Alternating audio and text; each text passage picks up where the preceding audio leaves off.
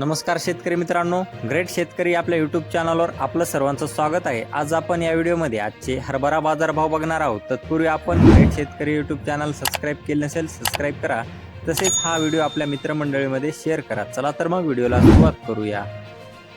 बघा शेतकरी मित्रांनो, कृषी उत्पन्न बाजार समिती हिंगोली या ठिकाणी आवक आलेली 115 क्विंटल, जास्तीत जास्त दर आहे 6431 रुपये क्विंटल आणि सर्वसाधारण दर आहे 6218 रुपये क्विंटल। बघा तसेच पुढील बाजार समिती कारंजा या ठिकाणी आवक आलेली 260 क्विंटल, जास्तीत जास्त दर आहे 6540 रुपये क्विंटल आणि सर्वसाधारण दर आहे 6380 रुपये क्विंटल।